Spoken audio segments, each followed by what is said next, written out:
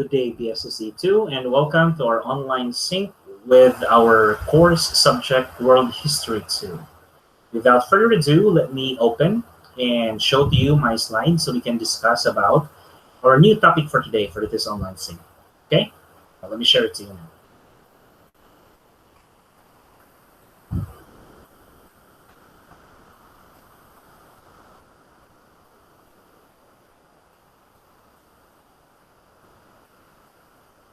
Okay, so we are going to discuss about the beginning and the development of World War II and, of course, how World War II ended, right?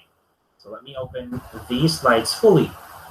All right, so discuss about World War II. We're skipping World War I because you can basically read that in your module, but it's very important that we discuss World War II instead because this is the turning point of how people started to think of our existence. Yes, to be honest, because World War I did happen, but people didn't even get a glimpse of the idea how war could actually shift the future of humanity. So World War II is very important because it's a pinnacle on how human race is determined by the power of the people who are engaged in this war.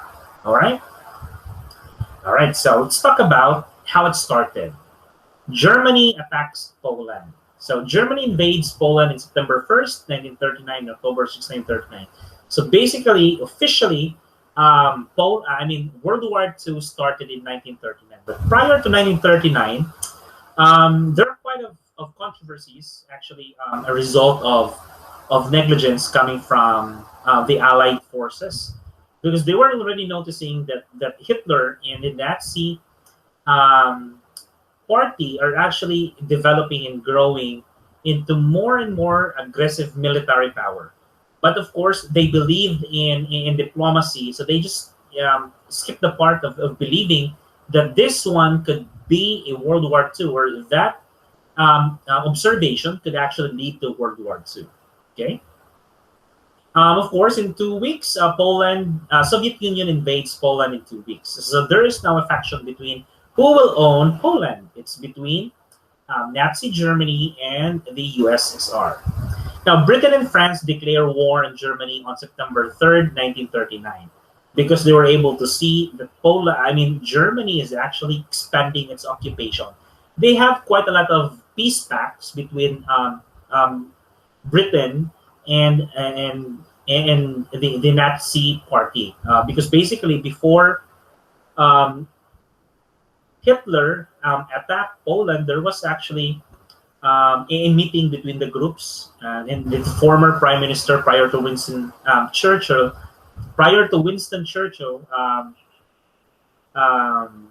The prime minister of England at that time, or Britain at that time, actually talked and got an agreement with Germany that they will not really launch a massive warfare. Instead, they are just reunifying German-speaking countries like Austria. So at that time, they allowed, Austria actually opened arms with the German people, right? But then eventually, Germany attacked Denmark, Germany attacked Poland, where there are a lot of iron ores that could potentially be the resource for them to generally build their army, specifically with their technology, all right? So again, there are mutual aid treaties with Poland. Now both are forced into war, and Hitler has gained the initiative. Okay. So again, Britain and France declared war on Germany when they knew that Poland was attacked. So Poland was conquered in 3 weeks. Russian invasion from the east, a major factor. Germany from the west showed power of offensive. But you know what? Poland actually resisted, and it took them quite a while before they basically occupied the entire country. Granting that they are, the government of Germany are actually quite advanced in military, but Poland resisted, though they were just using very basic weapons at that time, but still they were able to defend even the last frontier of their country, at the very least, because they don't want anybody who would really occupy their country. Okay. Balanced combination of the motorized infantry, armor, and air under a single commander. Fast-moving tanks and airplanes sorry, and airplanes, followed by infantry, then crushed the enemy with overwhelming force. Of course, against what I said, Poland would not stand a long chance of defending their country because they don't have the same um, technological power, just like the Germans and the Soviets. So this is the map of the invasion. It's not that clear, but you'll be able to see how Germany attacked Poland and also Soviet Union attacked, right? So the eastern part, we have Germany occupying the region or the country, and then the Soviet Union on the western part.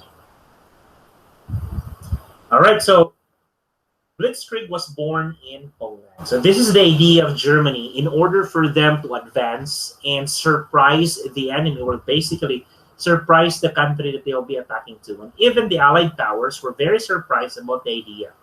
In World War One, they were very lenient to the idea that Germany could actually launch this great war and could actually expand and expand, because in World War One, they were relying on the intelligence and the knowledge before that the war is conventional, right? But when Hitler asked all of his generals, what do we do in order for us to attack, in order for us to surprise our enemies, that we are Germany now better than before in World War One? Among of the generals, there is only one who actually find a way to increase the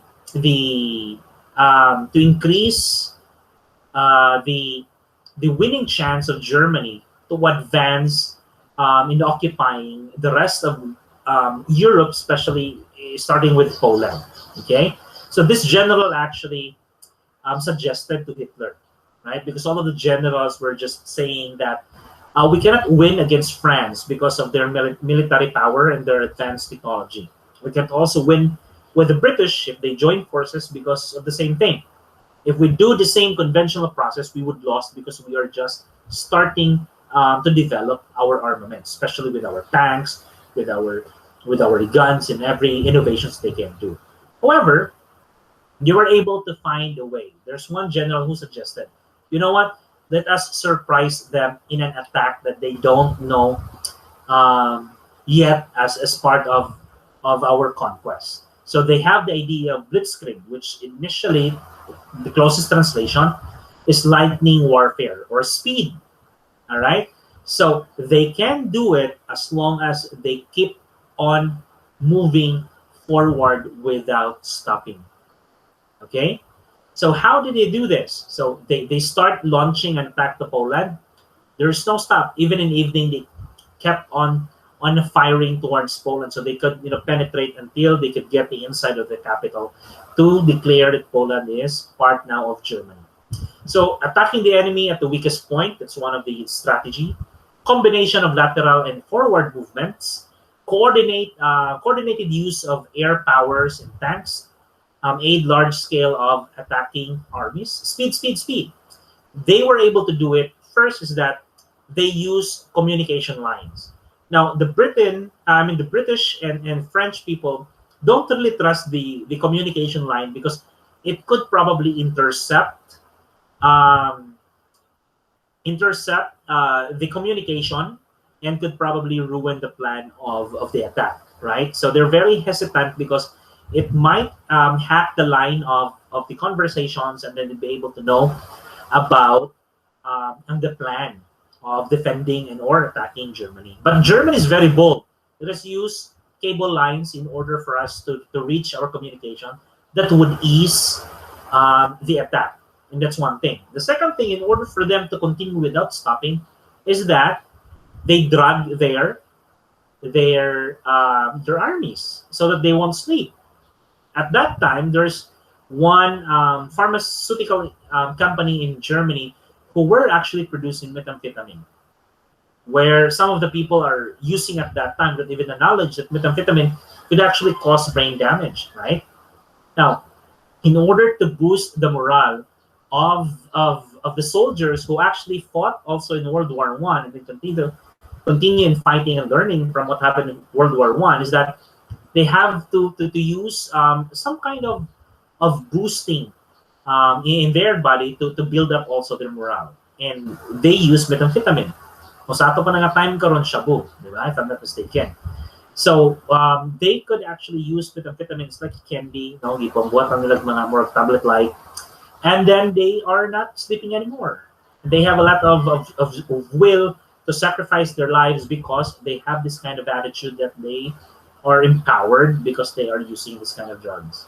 So it helped them to launch Blitzkrieg, to launch this idea that they can only do it without stopping if they are not sleeping as well, and they continue the speed so that their opponent would have less chance of stopping them because they are not prepared to this kind of modern warfare. All right, so that's Blitzkrieg. All right, Sixth Great Sitting War, a phony war between France and Germany. No real thing, fighting for 7 months. Strange calm, right? Because at that time, before they declared war, they already declared war to Germany, but they were just sitting duck. French government were just waiting for the German people to cross boundaries.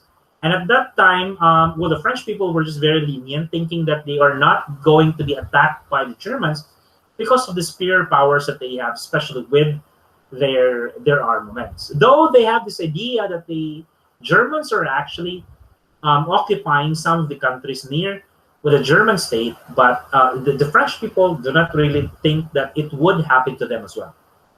So we have the French Maginot Line opposite to the German Siegfried Line, but neither side attacks. They were very calm. Even at that time, soldiers don't really have the aggression. They are quite at peace.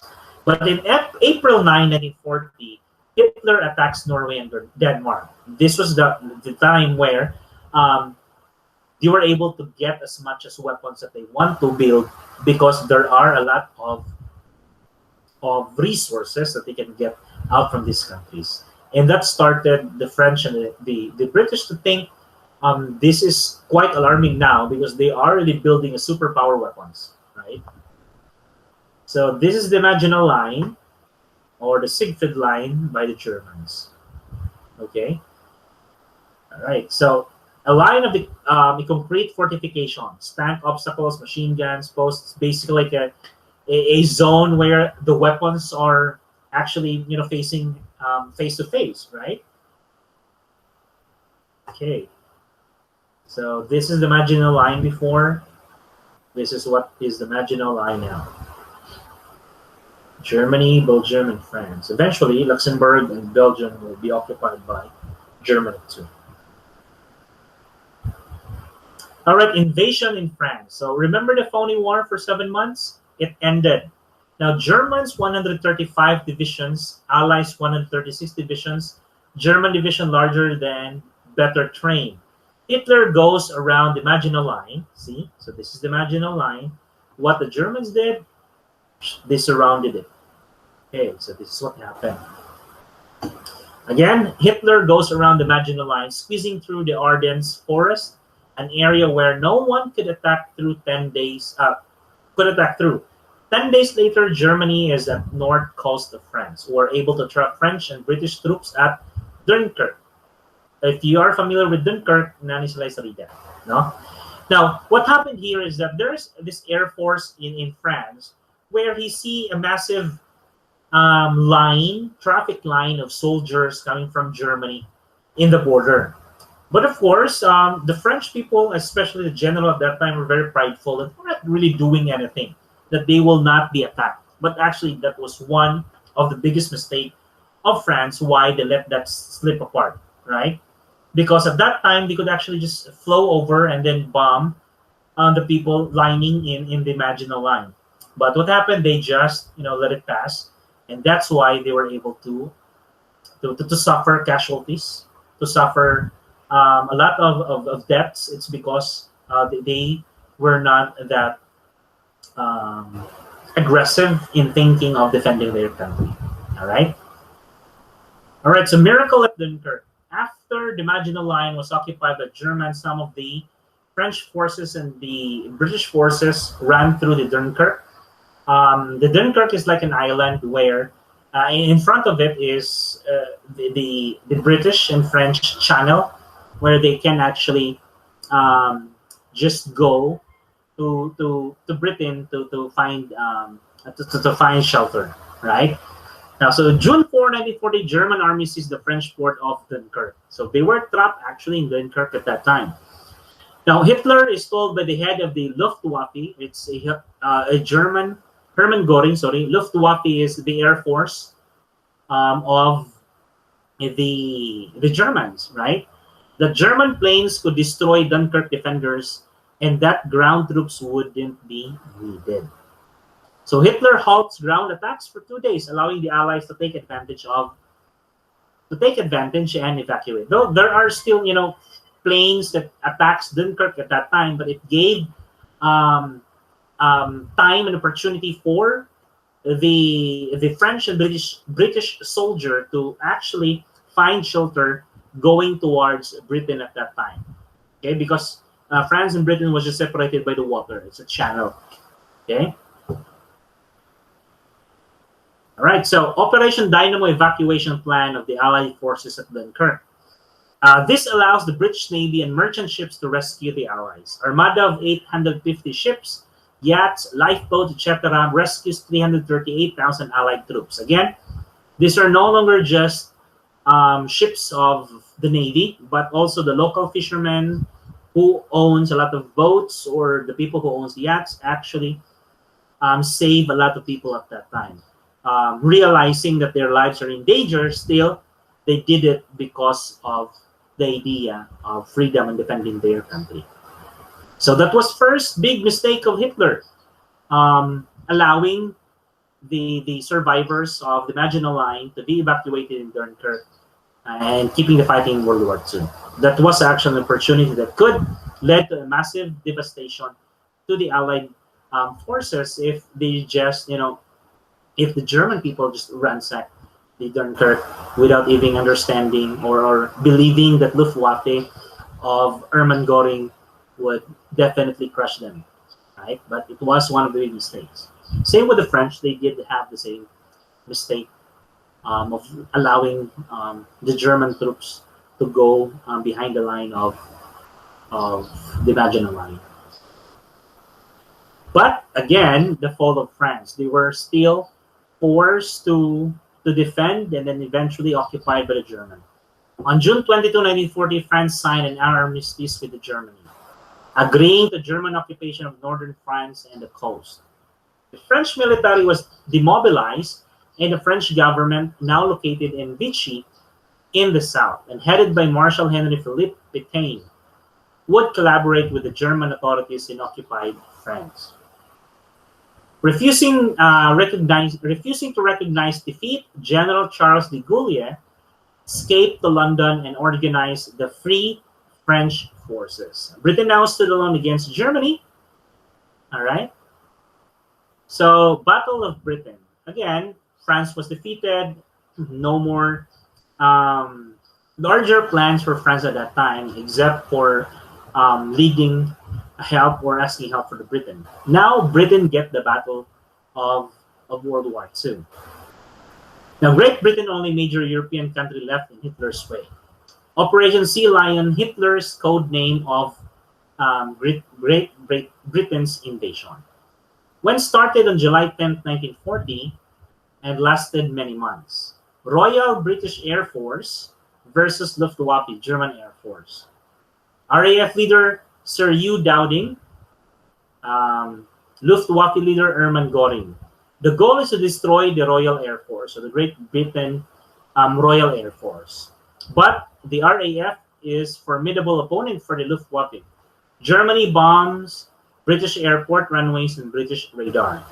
Hitler becomes frustrated with slow progress, so he begins to bomb major cities, large populations. September 15, 1940, Germany conducts large air raid in London. But Germany wasn't successful in occupying generally the British Empire. It is because that the Royal Air Force launched a newer version of their Air Force. They call it a Spitfire. And the fighting skills and the fighter pilots of Spitfire are actually far more superior than the Royal Air Force.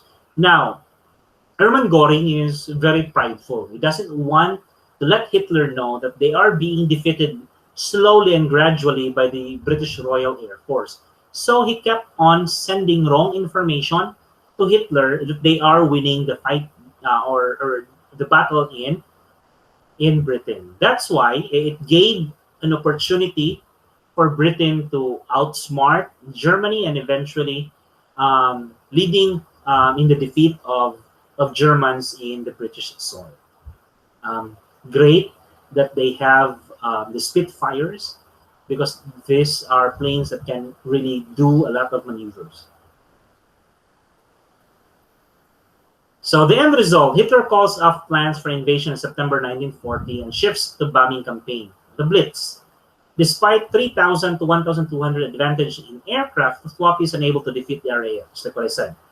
The British resistance convinced Hitler to postpone the invasion, but he continued the bombing attacks. Hitler calls of attacks on May 10, 1941 because he needed to use his bombers to invade Russia. So what happened was, since he cannot really invade completely the British Empire, because they have been fighting alongside with France at that time, plus the superior power of the Spitfire.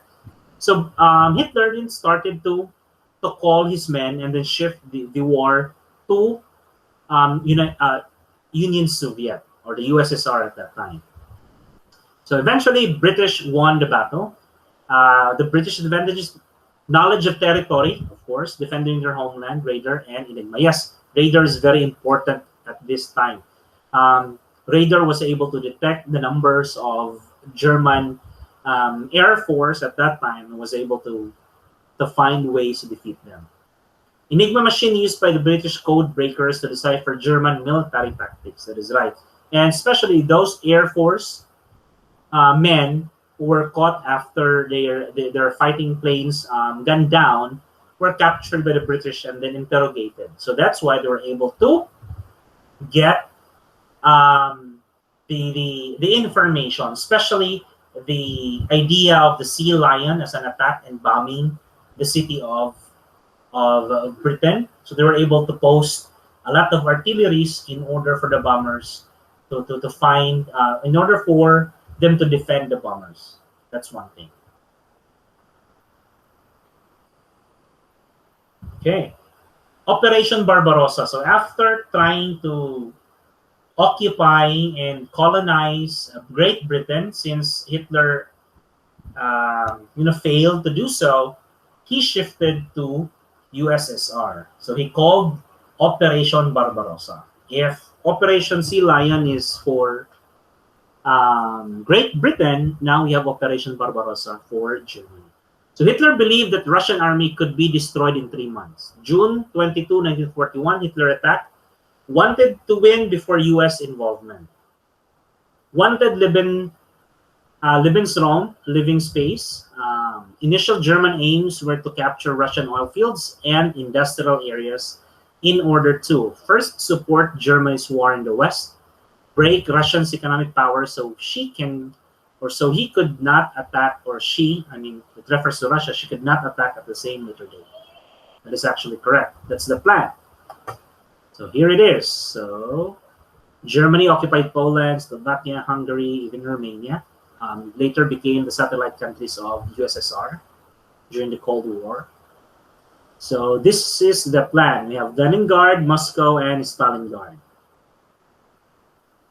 Hitler gets tired of waiting to Great Britain to fall. The obliteration of Bolshevism was a key element of Hitler's ideology.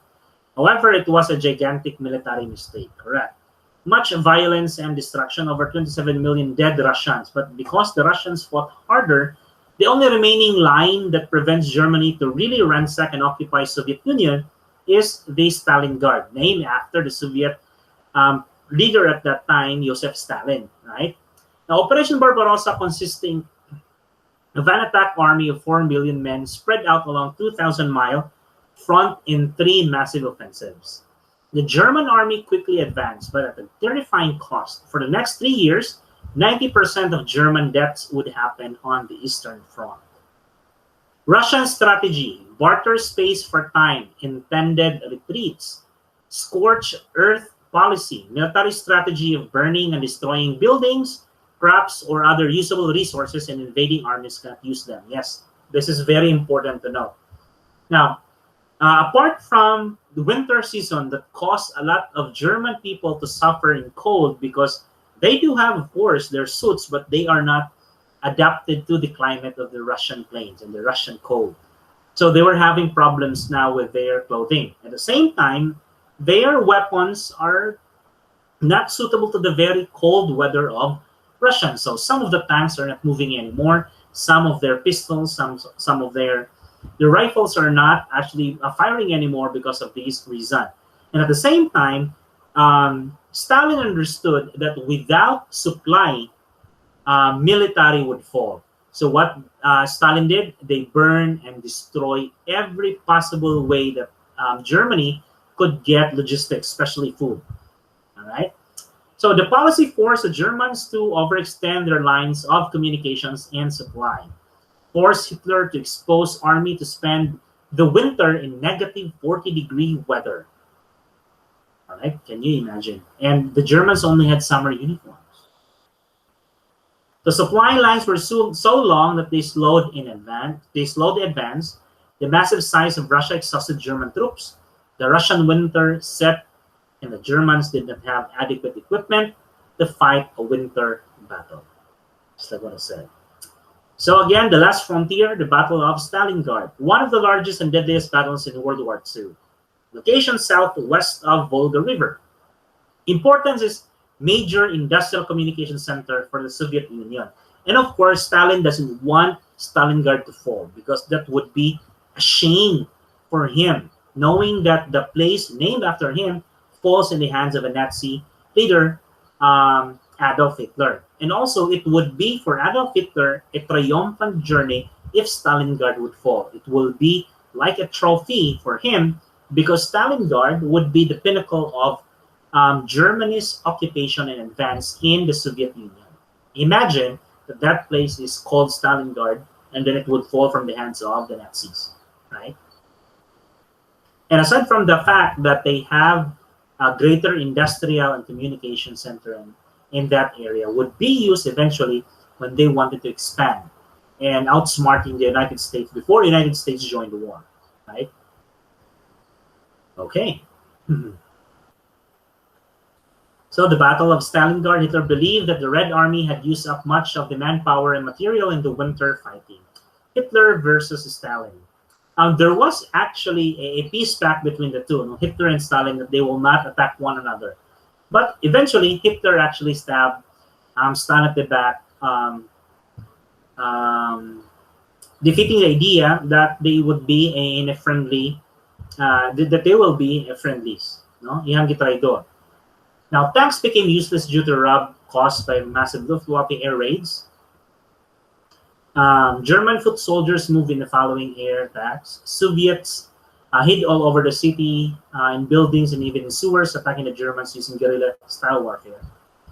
Took its toll on German troops, and then eventually Soviet troops surrounded German troops in November, causing Germans to run out of food and supplies. So, turning points of the war, the Battle of Stalingrad. The Battle of Stalingrad was a turning point of the war.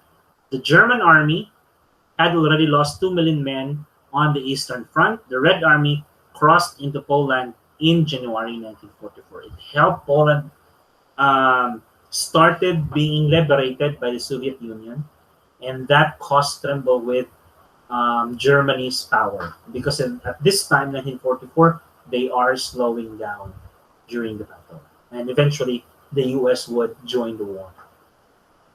So this is the Battle of Stalingrad.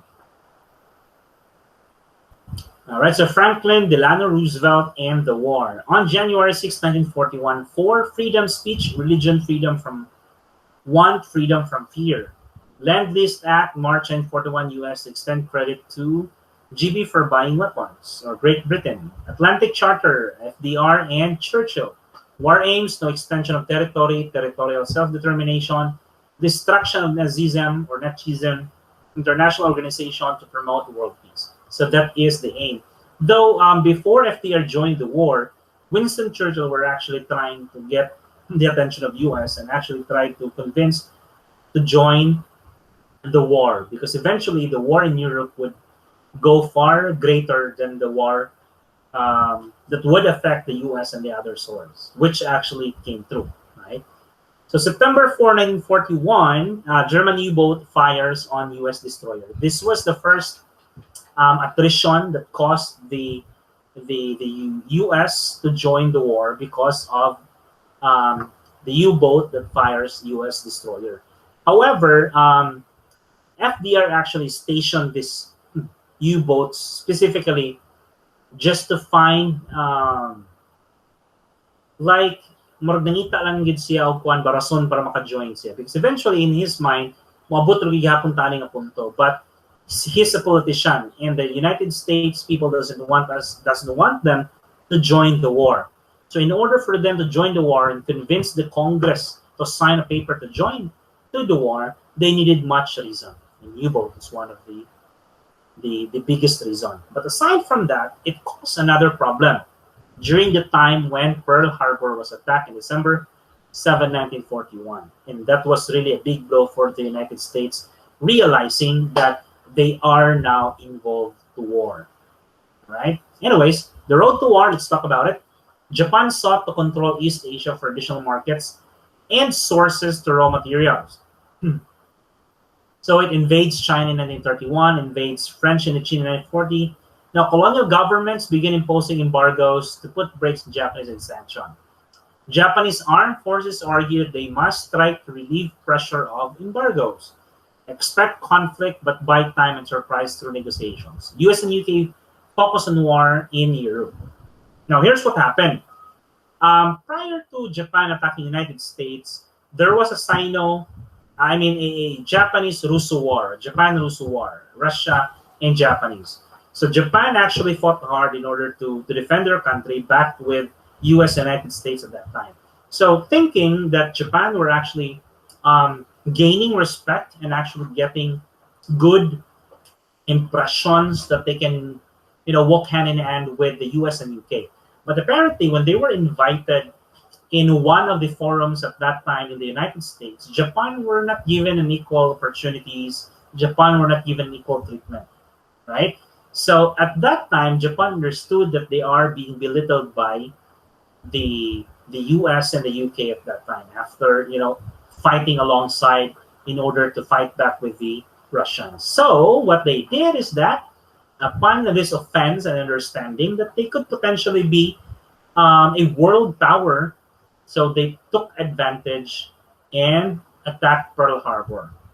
Okay, and the only way for them to really win the war is to cripple the base of United States in Asia Pacific, because United States are focused in the war in Europe, so they have forgotten really to defend their defenses in the Asia Pacific, in Hawaii, in Pearl Harbor, and that started the war in Asia.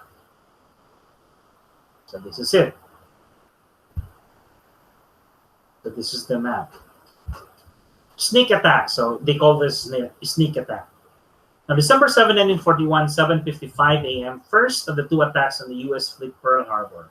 107 ships in harbor, one-third of fleet, 183 planes in the first wave. Aircraft carriers are first target, but they aren't there. Battleship Row is second target, 167 planes in seconds, wave at 8:54. Generally, this is what happened.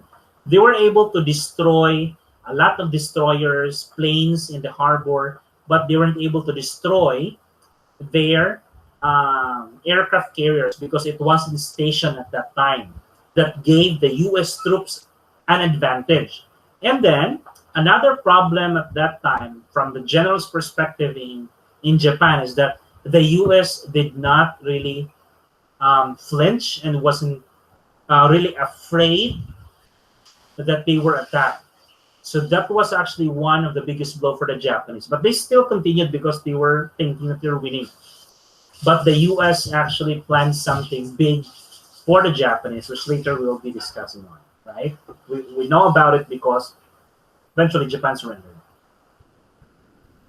Many feel that FDR knew of the attacks and wanted them. I just told you earlier that specifically, FDR positioned the warships near to the European coast where the U-boats of the Germans could attack its destroyer. Now, in the Asia Pacific, most Americans did not want to get involved in the war unless attacked. They felt Japan was the answer. So imposed trade embargoes on Japan. Again, aside from being insulted, it imposed trade embargoes to Japan because Japan is expanding, right? Japan actually occupied Manchuria, part of the province ng China. And then eventually occupied Indochina. And then eventually, after 1941, occupied the Philippines. And some part of Guam, some part of the Asia Pacific Islands, right?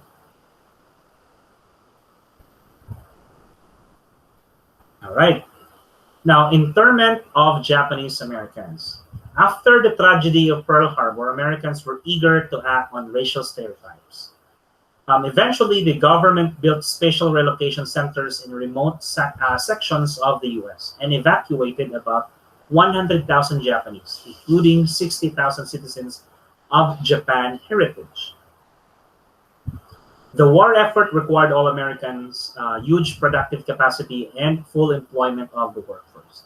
Government expenditures soared. This is the expenditure, 9 million to 100 million. Expenditures in World War II greater than all previous government budgets combined. And GNP in 1931, 91 billion to 1940, 166 million. Japanese internment camps. These were the camps of the Japanese people living in the United States during the war. They were put in there because, of course, they would be subject to discrimination at that time when the Japanese attacked Pearl Harbor. Mobilization for war. Wartime economy, consumer goods to war material, war production, war industries, so on and so forth. All the logistics. This is the only way for them to continue the war if they have the manpower, the food, they have communications, and they have the transportations. All in all, if these lines are cut down, then you can immobilize some of the greatest advancements in this war. All right, so the Pacific Theater. We are now entering the war in the Pacific where Japan and U.S. Fought hard in order to gain independence. Though eventually the Japanese were defeated, but still it cost a lot for both countries and the countries they occupied.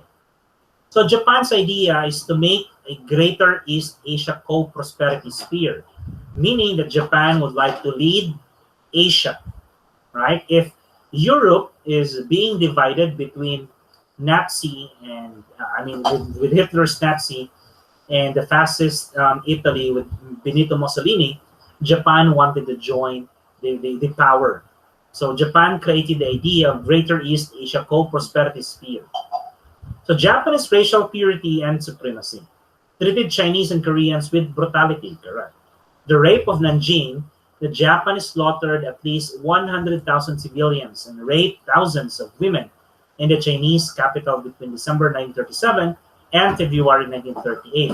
Sad part is, there was really comfort women, right? But the Philippines did not even get an apology from the Japanese government, apologizing from the terror that they caused, especially with the women that they have raped during the time of their occupation.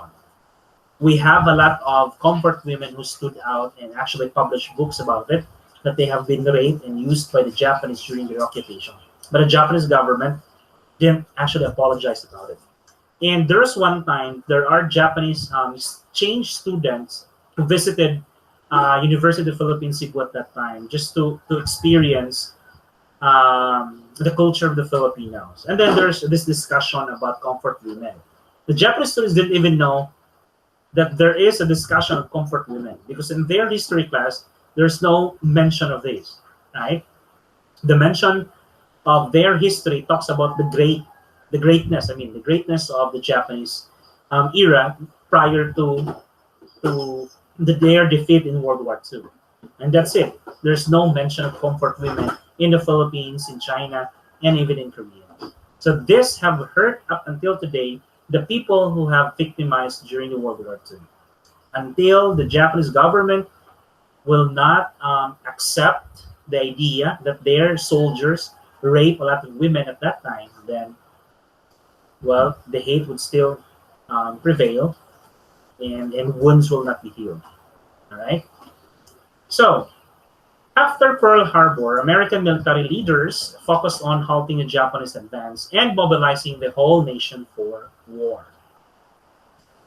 American forces halted the Japanese advances in two decisive naval battles. The Coral Sea in 1942, May.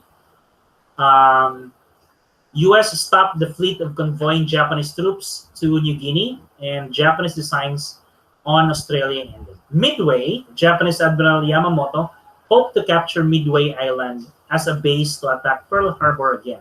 Midway Island is a very small or tiny island close to the Pacific and close to Hawaii. And there was really a battle in Midway that caused a lot of damage to the Japanese, and so with the Americans as well. Now, U.S. Admiral Chester Nimitz caught the Japanese by surprise and sank 3 of the 4 aircraft carriers, 332 planes and 3,500 men. In 1942, Japan occupied Korea, Eastern China, the Philippines, British Burma, Malaya, French Indochina, Indonesia, many islands west of Midway. But their quest really is to capture Indonesia because Indonesia has the fuel. Remember that Japan was issued an economic embargo by the US and the rest of the European unions because they are militarizing, right? So in order for them to continue militarizing, they have to find reserve oil. And Indonesia was the target. But in order to get Indonesia, they have first to cripple U.S. Pacific Fleet. At that time, it was stationed in Pearl Harbor in Hawaii. But the problem is that there was no aircraft carrier. So the United States still prevailed in the war in the sea because they still have the aircraft carriers. Anyways, moving on. On May 7 and 8, 1942, the Battle of the Coral Sea, the Japanese threatens New Zealand and Australia, looking to maintain a stronghold on the Solomon Islands. The United States and Australia hold off the Japanese attack. No real victor sets the stage for Midway, so they continue the war in Midway. All right, so the Japanese defeat at Midway was a turning point in the Pacific. Japanese advances stopped. U.S. assumes initiative. Japanese have a shortage of able pilots.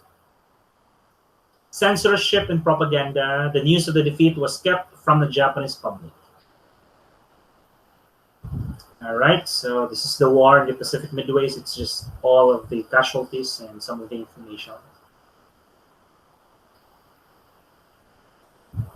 Okay, so now island hopping campaign. Isolate Japanese strongholds using naval and air power. Seize strategic islands along the Japanese supply line. Begins August 1942. The Marines land at Guadalcanal, Solomon Islands, Gilbert, and Marshall Islands. 23 and 26 October 1944. Invasion of the Philippines. The Battle of Leyte Gulf. Japanese Navy just about destroyed. Yes, they were destroyed in the Battle of Leyte Gulf. And the sad part of the Battle of the Leyte Gulf was that Japan had actually the biggest destroyer, if I'm not mistaken, this time. It was pretty brand new, but they were still defeated. And later, one of the associates of Bill Gates, as a philanthropist, actually financed this ship that was destroyed during World War II. It was the ship of the Japanese. So it was brought back and was delivered to Japan. And that was one of the greatest failure of the Japanese invasion in the Philippines when they fell from the attack of the American fighting planes. All right, so from Japanese invasion in the Philippines, let's go to the Battle of Iwo Jima in March 1945. There's a picture in Battle of Iwo Jima where there are soldiers actually trying to lift the American flag. It's very famous. Just look for it, Battle of Iwo Jima. You'll be able to see soldiers carrying the flag of the United States in order to mount it and declare that Battle of Iwo Jima is won by um, the U.S. soldiers, right?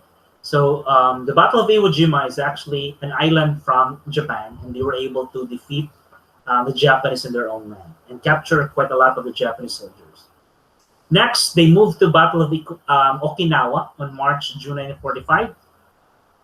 Largest sea land battle in history. Last major battle of the war. U.S. casualties, 12,500 killed or missing, 38,000 wounded, 33 non-combat wounded, 38 ships lost, 763 aircraft lost. Japanese casualties, 110,000 killed. So on and so forth. Again, the tide have turned from being a superpower in Asia to be a defensive country in Asia during the time where the United States are trying to defeat Japanese in their own land. All right, so let's not talk about the Battle of Iwo Jima because this has already, we've already discussed this one, the Japanese failed to defend their land.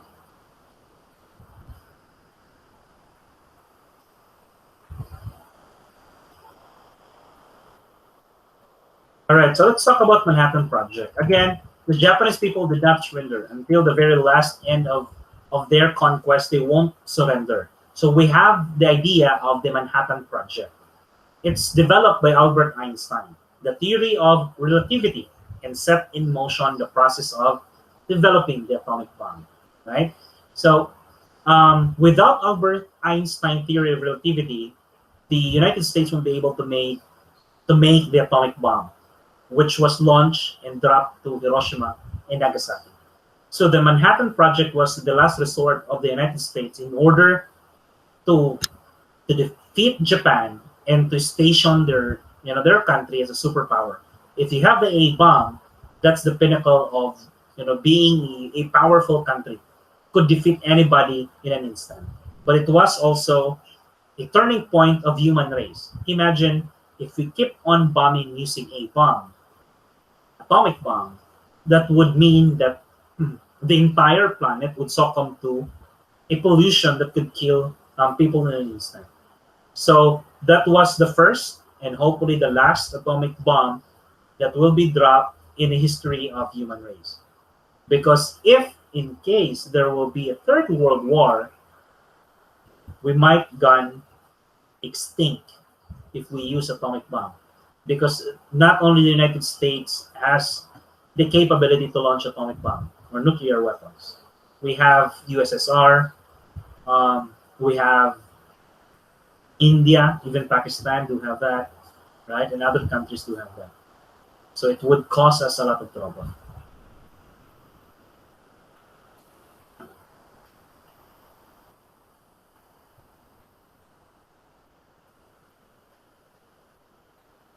All right, so this is the decision of the United States to drop the bomb.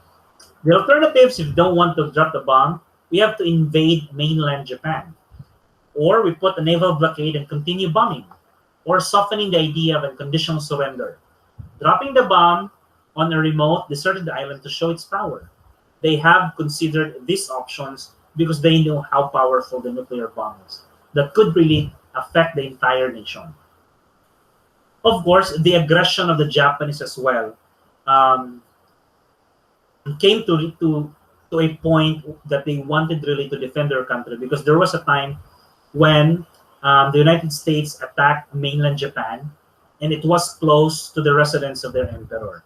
And if, in case at that time, the emperor was actually killed during the bombing, there will be a lot of suicides, because the Japanese people think of their emperor as a god. And the death of the emperor would mean the death also of the entire Japanese population, if not all. So during the bombing in one of the major cities in Japan, the Japanese people start to think that they really have to defend. That's why they have continued attacking. But of course, before they lost it, the United States' decision to drop the bomb are the following. So high casualties would result from invading Japan. It would cause a lot of American soldiers to die if they would invade Japan on foot. And also the bitterness that the Americans felt towards Pearl Harbor. There's still this itch and pain after the attack in Pearl Harbor. Last is the US wanted to flex its muscles before the eyes of the communist rivals and the rest of the world. It's like what I said earlier, they wanted to showcase the world that they are the superpower. And they wanted to show it to the USSR. You don't have the atomic bomb yet, right? Which caused another tension in the Cold War. Good part is it was just a Cold War. So the bombs was dropped in 1945, August 6. They call it the little boy dropped in Hiroshima. Don't forget August 6, 1945, little boy Hiroshima. August 9, 1945, second bomb, Fat Man, is dropped on Nagasaki. September 2, 1945, Japan surrenders. So this is the speech of President Truman's after the bomb. The world will note that the first atomic bomb was dropped on Hiroshima, a military base. That was because we wish in this first attack to avoid, insofar as possible, the killing of civilians. But that attack is only a warning of things to come. If Japan does not surrender, bombs will have to be dropped on her war industries. And unfortunately, thousands of civilians' lives will be lost. I urge Japanese civilians to leave industrial cities immediately and save themselves from destructions. So the victory in Japan Day. Some Japanese will want to fight after A-bombs, but Emperor Hirohito urged them to stop. Surrender the general to General Douglas MacArthur. God MacArthur ang iyahang tag name during the war. His goal was to demilitarize Japan, reduce their ability to fight. Second goal was to democratization, creating a democracy. Become a parliamentary democracy similar to Great Britain with emperor's figurehead. Hirohito forced to admit that he was not God. Article 9, Japanese cannot make war. No army, only SDF, or just for defense. We are still responsible for Japan. The cost of war. Germany, 3 million combatant deaths. Japan, over 1.5 combat deaths. Soviet Union, 13 million combat deaths. US, 300 combat deaths and 100 over deaths. When you include all combat and civilian deaths, World War II becomes the most destructive war in history, with estimates as high as 60 million, including 25 million Russians. That's the cost of war. Imagine if we, in our generation, would have this kind of war again. It would be an extinction of the human race, especially knowing that some of the countries who holds nuclear weapons could actually just, press the button and launch it. Then everybody would be affected. So we are really hoping that our leaders, world leaders, would think about it every time. All right, the aftershocks. Many historic cities like London, Berlin destroyed, countryside torn up, the crops, so on and so forth. Okay, so that's the end of World War II. You've already, get a glimpse of what happened in World War II. Of course, there are a lot of things to be discussed on World War II, but these are just the generic and a part and parcel of how World War II begins, developed, and ended. Okay. Let me just minimize and end my sharing. All right, so I'm hoping that you have gained another knowledge of the discussion in World War II, and really hoping that eventually we'll be able to see and meet one another before the finals. So at least we could get another discussions of our online scene. But again, thank you for listening. Just watch this in our YouTube channel. Again, if you have questions, don't hesitate to message down below, or message me directly in my messaging. Okay. All right, Bsse 2, thank you for listening, and hope to see you soon.